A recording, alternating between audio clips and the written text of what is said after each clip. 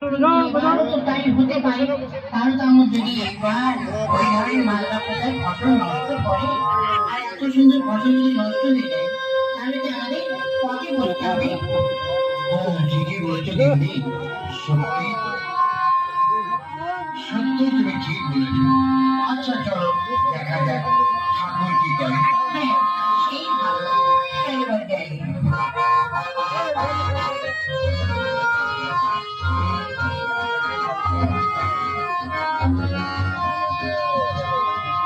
হায় হায় হায় রে, যেটা মনে করেছিলাম সেটাই হলো। সত্যি তো ভালো ফলন হলো না, কিন্তু আমি তো সময় মতো সার ওষুধ সবকিছুই প্রয়োগ করেছি, কিন্তু কিন্তু হায় আমার পোড়া কপাল, কেন আমার এমন হলো, কেন হলো আমি তো বুঝতে পারছি না। আহ, কি গো, কি হয়েছে তোমার? এত চিন্তামগ্ন হয়ে আছো কেন? আর বলো না পরমা, তোমার কথাটাই ঠিক হলো। দেখো, প্রথম যখন ধানের জমিতে গিয়েছিলাম, কত সুন্দর ধানের আমি চেহারা দেখেছি, কিন্তু ফসল কাটতেই ফসল আর ভালো হলো না। কি যে করি? আচ্ছা, তোমায় একটা কথা বলি শোনো। হ্যাঁ বলো বলো পরমা। তুমি যে মাজরা পোকার জন্য যে ওষুধ দিয়েছিলে, সেটা তো ঠিক মতো কাজ করে গেল? হ্যাঁ, আমি তো দানা কীটনাশক ব্যবহার করি, কিন্তু একই পদ্ধতিতে সেই পুরনো দানা ওষুধ দিয়ে কি আর ভালো ফলন পাওয়া যায়? তার মানে তুমি বলতে চাইছো নতুন কিছু, মানে নতুন কিছু কীটনাশক? আহা, তা আমি জানবো কি করে? তবে আমি শুনেছি এই যে পাশের গ্রামের হারান্দা, হ্যাঁ, নতুন একটা শক্তিশালী দানা কীটনাশক ছড়িয়েছে, তার ফলন নাকি খুব ভালো হয়েছে। তাই তো, তুমি ঠিকই বলেছো পরমা, সবাই চায়ের দোকানেই বলা বলি করছিল। আর একটা কাজ করে দেখো, চলো আমরা বরং পাশের গ্রামে গিয়ে দেখি হারামদা কি ওষুধ দিয়েছে আর কেমন তার ফসল হয়েছে। চলো। ও হরি, তাই তো, এদের এবার ভালো ফলন হয়েছে, ধান গাছ হয়েছে হৃষ্টপুষ্ট, একটা সাদা শীর্ষও নেই। ব্যাপারটা কি? দেখো, নতুন কোনো হয়তো ওষুধ দিয়েছে, তাই তো এত ভালো ধান হয়েছে। একটা নিশ্চয়ই কোনো বুদ্ধি লাগিয়েছে, বুঝলে? হ্যাঁ, তোমার বুদ্ধিটা কবে হবে শুনি? ও ও, আমার বউটা টানা সুযোগ পেলেই ভাষণ দিতে শুরু করে। হ্যাঁ, বিড়বিড় করে কি বলছো? না মানে, তুমি থাকতে আমার আবার বুদ্ধি লাগবে কেন? তুমি তোমার বুদ্ধি থাকা। চলো চলো, হারামদার জমিতে আগে যাও। হ্যাঁ, সেই ভালো, চলো।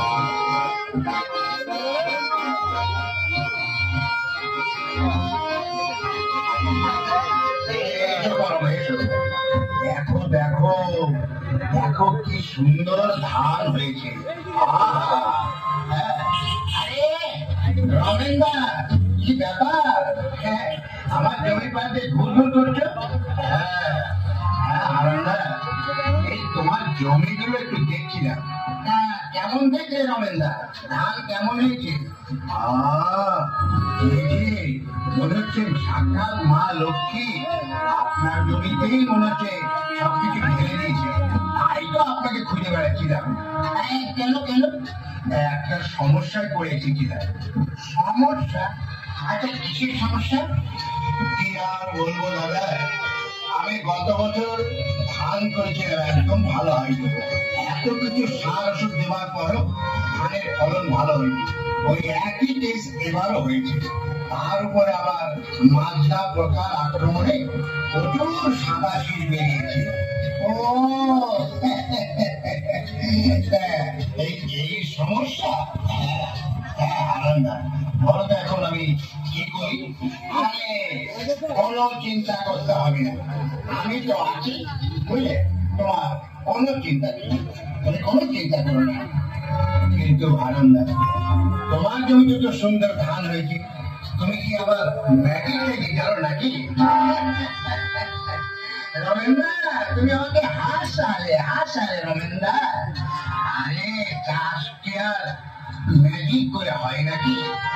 এই যে দেখছো সুন্দর বলিষ্ঠ ধান গাছ, বেশি সংখ্যক পাঁচকাঠি, এটা হলো ট্রাফিকেলের স্ট্যান্ডি এবং কেপি 40-40-এর কামাল।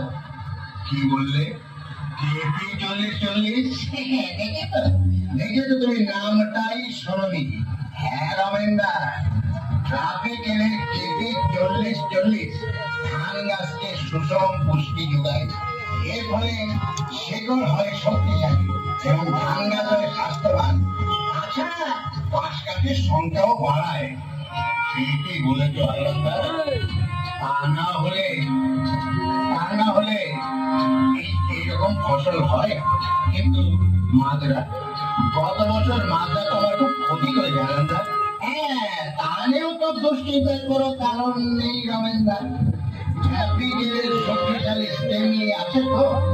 স্টেমলি 3টে শক্তিশালী উপাদানের সমন্বয়ে তৈরি, যা কাণ্ড ছিদ্রকারী, মাজরা এবং পাতামোড়া কীট শত্রুর উপরে কাজ করে এবং পাঁচকাঠির সংখ্যা বাড়ায়।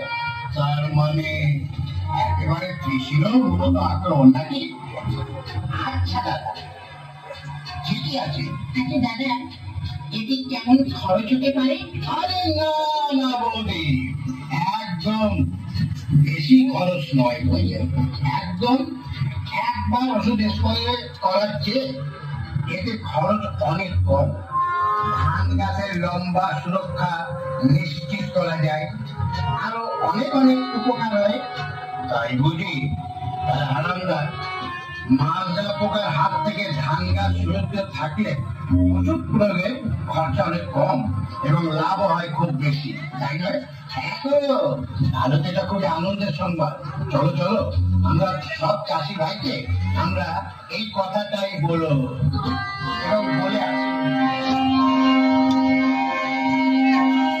শোনো এবার চাষি ভাই, মাজরা ও পাতা মোরা, কারণ যে আলোচনা। শোনো এবার চাষি ভাই, মাজরা ও পাতা মোরা, আর যে কারণ